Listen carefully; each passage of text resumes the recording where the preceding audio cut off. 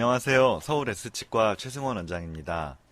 오늘도 새로운 내용으로 찾아뵙게 되었습니다. 오늘 말씀드릴 내용은 어떤 치료, 그 중에서 보철 치료가 잘된 치료일까입니다.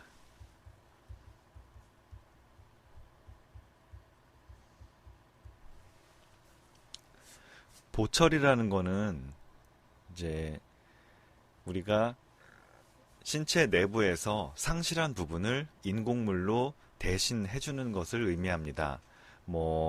인공 관절, 인공 관절 무릎이나 고관절에 그 어르신들 인공 관절 하시잖아요. 그런 것들도 일종의 보철물이고, 이제 치과 영역에서 구강 내에서 보면 이가 빠지게 되잖아요. 빠진 이를 다시 채워 넣는 것을 보철 치료다라고 이야기합니다.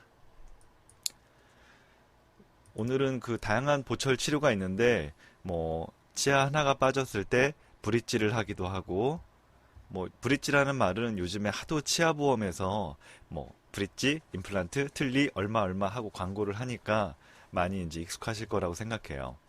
치아가 빠졌을 때 양쪽 치아를 깎아서 3개짜리 이를 만들어서 붙이는 치료를 브릿지라고 하고요. 그다음 간단하게는 크라운. 크라운은 엄밀히 말하면 보철 치료는 아닌데 그냥 보철과에서 같이 다루고 있습니다. 크라운이라는 건 치아 하나를 보존하기 위해서 치아에 이렇게 씌우는 것을 말하죠. 그 다음에 임플란트나 틀니가 있는데 오늘은 임플란트나 틀니에 대해서는 다루지를 않고요. 크라운과 브릿지, 그 치아에 씌우는 치료에 대해서 과연 어떻게 하는 치료가 잘된 치료고 어떻게 하는 거는 장기적으로 봤을 때 문제를 일으킬 수 있나, 그런 부분들을 살펴보겠습니다.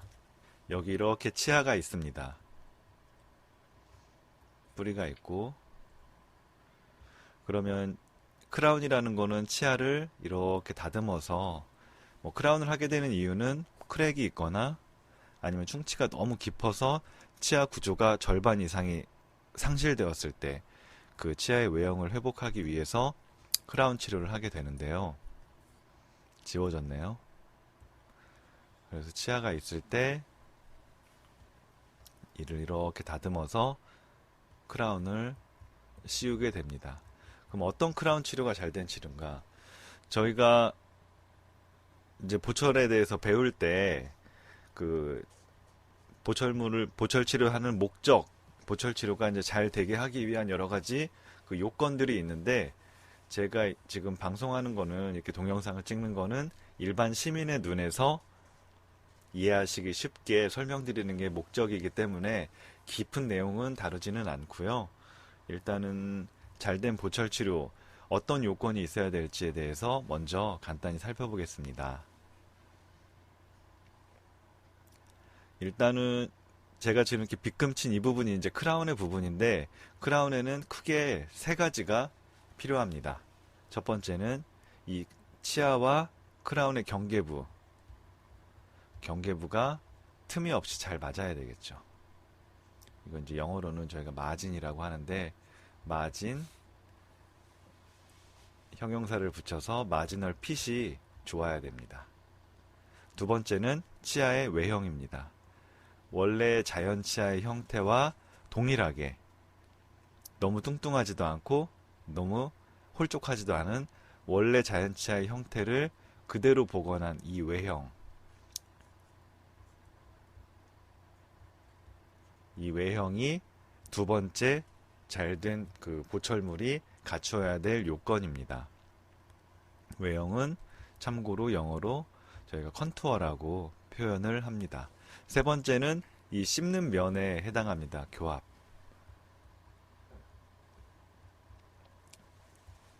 크라운을 씌운다, 브릿지를 치료를 한다, 보철 치료를 한다는 거는 결국 잘 씹기 위해서 하는 거잖아요.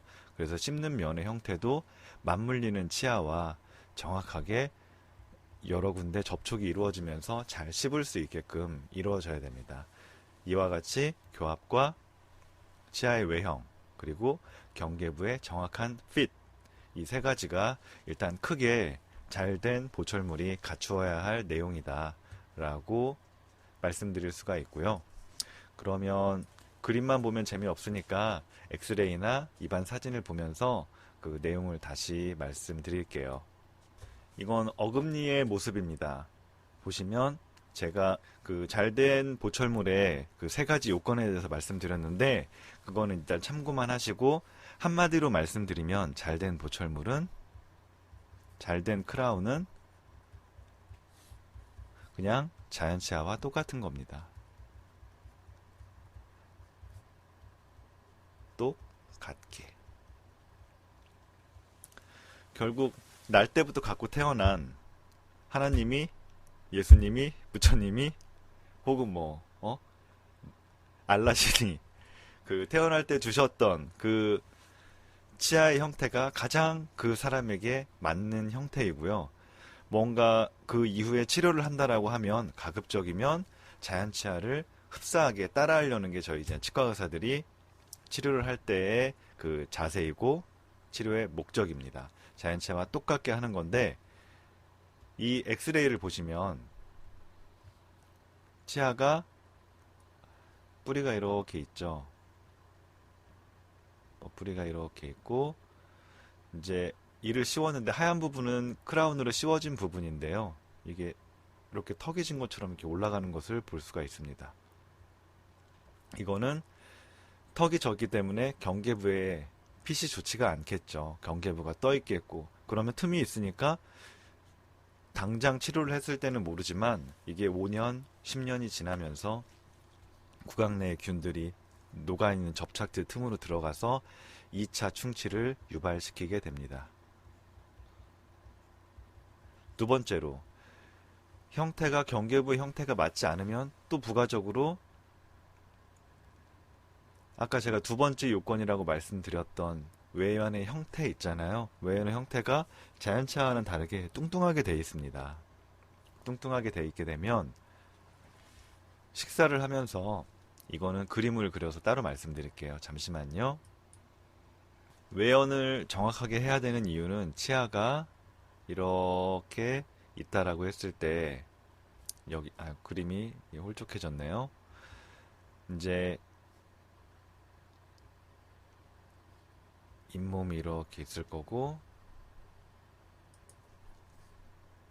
잇몸이 이렇게 있고, 여기는 이제 뼈가 이렇게 있습니다. 이 그림은 옆에서 바라본 모습입니다. 이거는 이렇게 혀가 있을 거고, 이쪽으로 이렇게 뺨이 있을 거예요. 어떤 각도에서 본 그림인지 이해되시죠?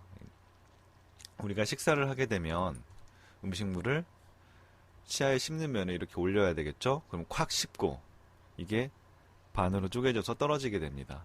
그러면 우리가 식사하실 때 잘 보시면 혀랑 뺨이 쉬지 않고 움직여요. 혀로 떨어진 음식물은 혀가 움찔움찔해서 다시 이쪽으로 올리고, 뺨으로 떨어진 음식물은 다시 치아에 씹는 면으로 올리고, 식사를 한다는 과정은 떨어졌다가 다시 올라가고 떨어졌다가 올라가는, 이게 바로 우리가 음식물을 섭취할 때 일어나는 음식물의 그 흐름입니다. 흐름이 이렇게 있는데요. 자, 크라운을 씌웠는데 원래 치아의 형태는 이렇게 얄쌍하게 딱 떨어지는데, 크라운을 씌웠더니 이렇게 크게 턱지게 이렇게 딱 씌웠다고 가정을 하면 음식의 흐름에 있어서 이런데 뭐가 걸리지 않을까요? 외형이 부적절한 크라운 같은 경우에는 식사를 하면서 이런 부분에 음식물이 자꾸 끼게 되고, 음식물이 붙어 있으면 잇몸에 염증을 유발하고, 그래서 외형이 부적절한 크라운을 갖고 있는 경우에는 크라운 주변의 잇몸이 항상 빨갛게 부어 있습니다. 이거는 크라운 치료로 인해서 치아 주위 조직, 치주에 염증을 유발할 수가 있겠죠. 그래서 보철물로 인해서 치아에 염증이 유발되기도 합니다. 다시 엑스레이로 돌아오면 제가 좀 전에 말씀드린 내용이 더 이해가 되시겠죠? 이거는 엑스레이가 각도가 이제 옆이라 이런 건데, 옆이 이렇게 돼 있으면 당연히 뺨 쪽이나 혀 쪽도 떠 있을 거라고, 외형이 클 거라고 아실 수가 있을 거고, 그래서 이분도 치아 주변에 잇몸이 빨갛게 부어 있는 상태였습니다. 경계부가 맞지 않았기 때문에 시간이 지나면서 자연히 속으로 충치가 진행되어 있는 상태였고, 크라운을 제거해서 보니까 충치가 굉장히 심해서 신경치료하고 크라운 치료를 다시 진행을 했습니다. 여기서 한 가지 더 말씀드리고 싶은 게 있는데, 이 하얀 게 두 개가 이렇게 붙어 있어요. 자연 치아 크라운은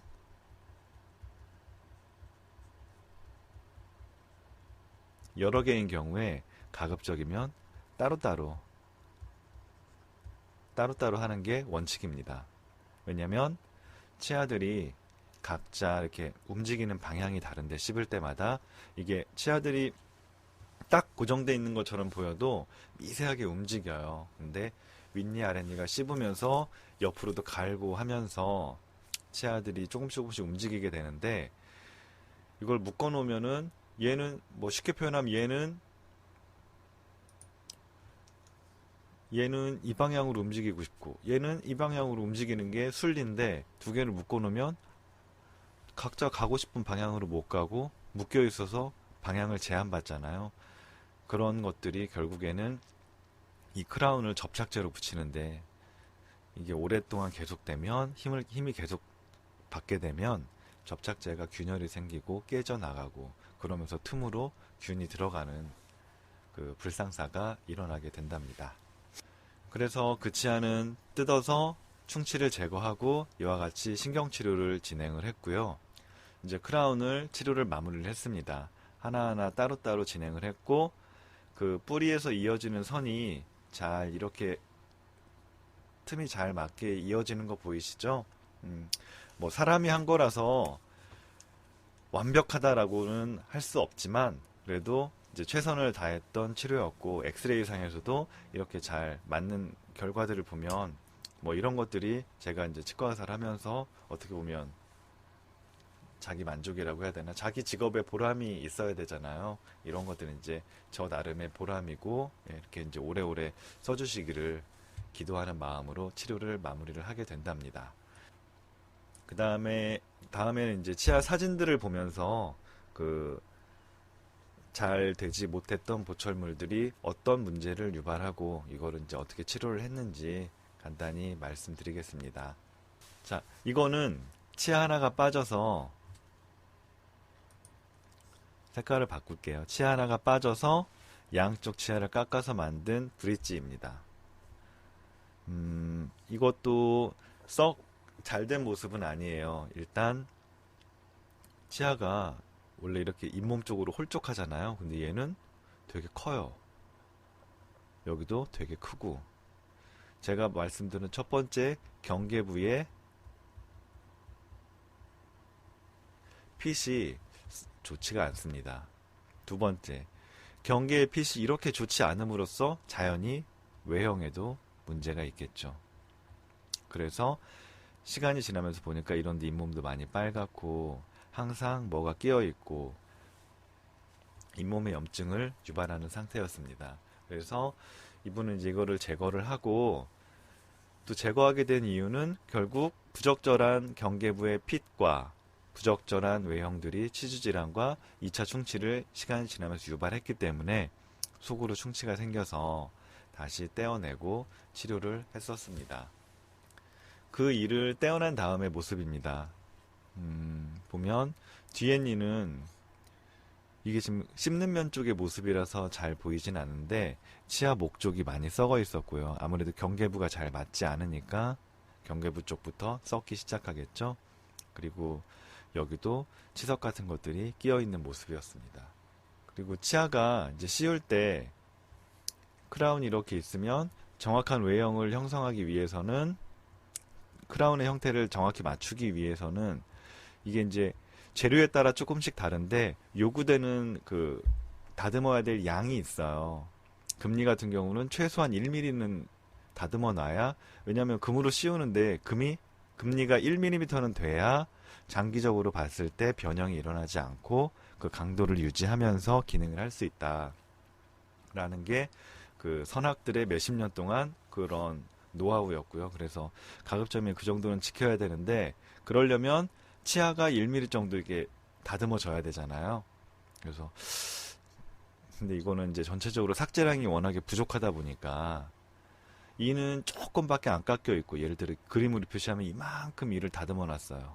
근데 1mm 이상으로 해서 금이는 만들어야 되니까 더 두껍게 이런 식으로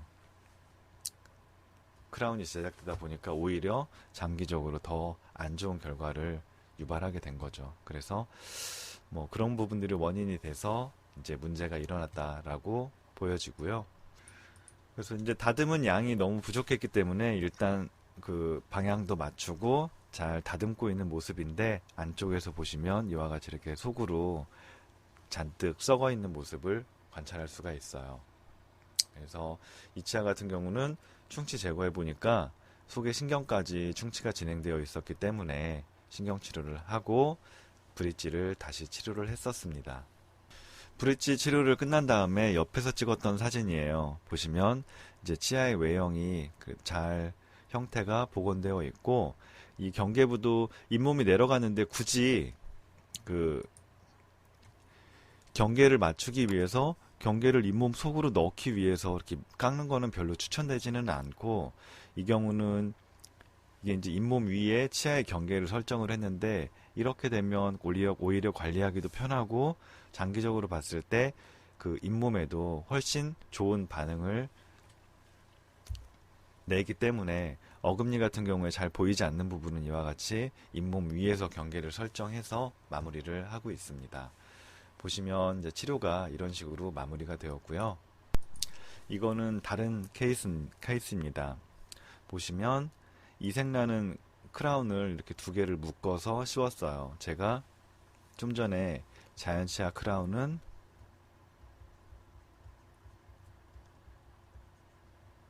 뭐다? 따로따로. 근데 이렇게 묶여서 제작된 것들을 굉장히 자주 보게 됩니다. 모든 치료에는 다 이유가 있으니까 이것도 할 때는 뭐 이유가 있었겠죠. 음식물이 뭐 끼지 말라고 묶어놨을 수도 있곤 한데 뭐 따로따로 한다고 해서 음식물이 더 많이 끼고 이런 거는 아니고요. 그 잘 맞춰준다면 크게 문제는 없습니다. 그 치아를 옆에서 바라본 모습입니다. 이분이 이제 치료를 다시 해야 되겠다라고 생각한 건 그 속에 이제 금속이 있고 겉을 도자기로 쌌었는데 도자기가 깨져 나갔어요. 그래서 보기가 안 좋고 하니까 더군다나 송곳니 뒤에 작은 어금니여서 눈에도 많이 띄고 보기가 안 좋으니까 다시 해야 되겠다라고 이제 오셨는데 잇몸 쪽도 보시면 많이 까맣고 이렇게 묶여 있음으로 해서 따로따로 예를 들어 송곳니와 만나는 잇몸은 그래도 이렇게 올라와 있는데 묶여 있는 부분은 또 이제 이걸 만들 때 음식물을 끼지 않게 해야 된다는 생각에 이걸 이렇게 너무 압박해 놓으니까 잇몸도 더 눌려 있고 이런 것들이 오히려 결과가 더 좋지가 않습니다. 그래서 다시 이제 제거해서 충치가 아마 있을 거라서 충치 치료를 다시 하고 따로따로 그 치아의 외형과 경계부의 핏을 잘 맞춰서 마무리를 해야 되겠다라고 해서 진행했던 증례고요. 이를 떼어낸 다음의 모습입니다. 보시면 일단 가운데 잇몸이 많이 빨개요. 잇몸이 눌려 있어서 염증이 항상 있는 상태고 경계부의 핏이 정확히 맞지는 않았었기 때문에 경계부에 치석 같은 것들도 붙어 있고 염증이 있는 상태였습니다. 일단 당일날 임시치아를 해야 되기 때문에 치아의 외형을 좀 매끈하게 다시 다듬어 놓고 이제 임시치아를 넣기 전의 모습이고요. 자, 이게 이제 최종적으로 치료가 마무리된 그 최종 크라운의 모습입니다. 크라운의 재료는 저희 치과 기공실에서 제작한 지르코니아 크라운이었고요. 하나하나 따로따로 제작을 했고 처음에 이제 꼈을 때는 잇몸이 눌려 있었기 때문에 이 부분에 공간이 있지만 이런 부분들도 잇몸 건강만 잘 유지된다라고 하면 시간이 지나면서 조금씩은 차오르는 것도 볼 수가 있습니다. 이 부분은 너무 많이 처음부터 꺼져 있었기 때문에 많이 차오를 것 같지는 않고요. 이 사이는 어느 정도 차오르게 됩니다. 하나하나 따로따로 하고 치아의 경계부도 맞은 핏도 잘 맞춰서 마무리를 했었고요. 그 작은 어금니 같은 경우는 아무래도 치아의 앞쪽이고 보이는 부위이기 때문에 경계부의 설정을 잇몸이나 잇몸에서 한 0.5mm 정도 내려서 잇몸 속으로 둬서 마무리를 하고 있습니다. 아린이랑 물었을 때 모습인데 자연스럽게 치료가 마무리된 모습들을 볼 수가 있습니다. 오늘 말씀드린 내용이 어떤 보철 치료가 잘된 치료일까요? 였는데요. 어떤 한마디로 얘기하면 자연 치아를 잘 따라한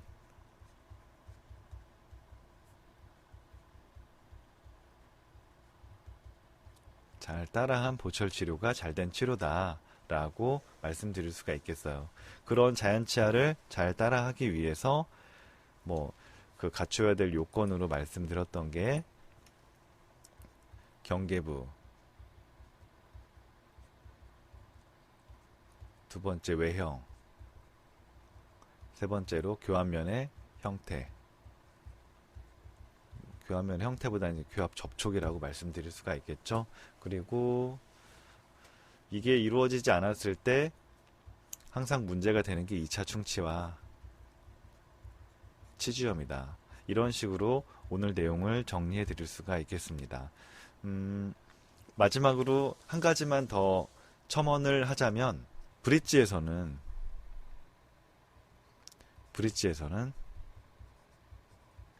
다리죠.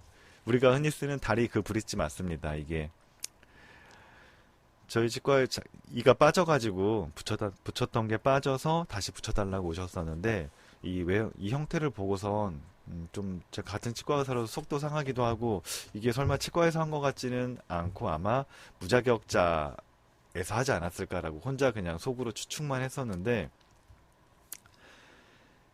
브릿지라는 건 결국 이가 하나 빠졌을 때 옆에 치아를 깎아서 한 거잖아요. 보면 치아가 있고 치아가 있는데 여기가 그냥 스트레이트로 꽉 막혀 있어요. 잇몸이 숨 쉴 곳이 없어요. 요즘에 순실이가 이건데 농담이고요. 숨 쉴 곳이 없어요. 숨 쉴 곳을 만들어서 여기도 이렇게 좀 파내고 원래 치아의 외형처럼 해줘야 되는데 이게 안 되니까 결국 잇몸에는 어떤 일이 일어났냐면 그 브릿지를 끼고 있던 잇몸의 모습이에요. 보면 치아가 빠진 부위는 눌려 있고 꽉 막혀 있으니까 덩어리는 꽉 막아 놓으면 음식물이 안 낀다라고 생각하시면 이거는 정말 경기도 오산이고요. 꽉 막아 놔도 이 틈으로 우리가 음식물 섭취하다 보면 침이랑 섞여서 다 스며들어가서 장기적으로 결국에는 이렇게 문제를 일으킵니다. 잇몸 빨개서 조금만 건드려도 피가 나는 상태고 이런 것들을 보면 좀 안타깝죠. 신경치료를 했는데 안에 단단한 재료, 제가 전에 말씀드린 코어라는 재료, 레진이나 다른 기타 재료로 코어라는 재료로 꽉 막아놔야 되는데 그것도 안 돼 있고 또 안타까운 건 이 치아를 다듬으면서 아무래도 이제 치과에서 치아를 이렇게 다듬다 보면 항상 옆 치아를 건드리지 않아야 된다라고 생각을 하고 진행을 하는데 이거는 건드리지 않아야 되는 수준이 아니라 아예 그냥 쫙 긁고 지나갔어요. 인접 치아에 손상이 있고 이런 정말 보철을 하면서 하지 말아야 되는 보철물이 갖추지 않아야 되는 요건들을 모두 다 갖춘 안타까운 보철물이었습니다. 그래서 이런 부분들을 보면 이제 잘된 게 어떤 거고 그런 부분들을 좀 더 이해하셨을 거라고 생각을 하고요. 네, 오늘 내용들도 그 보철 치료에 대해서 어떤 내가 받는 보철 치료가 편안한지 물론 이제 다들 치과에서 잘들 하시니까 편안하겠지만 이런 부분들이 참고가 되셨으면 좋겠습니다. 한마디만 더 추가하겠습니다. 제가 오늘 말씀드린 내용들은 이제 큰 내용에서는 이런 치료가 잘된 치료다라고 이제 말씀드린 건데, 걱정되는 거는 아까 제가 자연치아 보철물은 따로따로다라고 말씀드렸잖아요. 하지만 이걸 꼭 묶어야 되는 경우도 있습니다. 뭐 이가 흔들려서 흔들흔들 잇몸이 안 좋아서 이가 흔들흔들하는 경우에는 일부러 치아를 보강하기 위해서 묶어서 하기도 하고요. 틀니를 만들어야 되는 부분 틀니를 하실 때 고리가 걸리는 치아들은 일부러 묶어서 진행을 하기도 합니다. 그리고 그 외에도 환자분 개개인의 상태에 따라서 이게 묶는 게 필요하다라고 생각이 됐으면 치과 선생님들이 여러분의 치아는 진료를 하시는 치과 선생님이 제일 잘 알아요. 말만 들어서는 예를 들어 어떤 치과에서 이렇게 했는데 이게 맞나요라고 저에게 질문을 주시면 제가 그분의 상태를 본 게 아니고 그분의 상태에 대해서는 치료하시는 선생님이 제일 잘 아시기 때문에 치료하시는 선생님들을 꼭 잘 믿고 좋은 진료를 받았으면 하는 게 바람입니다. 오늘도 긴 내용, 항상 목표는 10분인데 이게 얘기하다 보면 자꾸 길어지네요. 오늘도 이런 내용들이 도움이 되셨기를 바라고요. 요즘에 동영상 댓글 보니까 목소리 좋다는 댓글들이 많이 달리는데 감사드립니다. 감사합니다. 감사드리고요. 서울 S치과 최승원이었습니다. 감사합니다.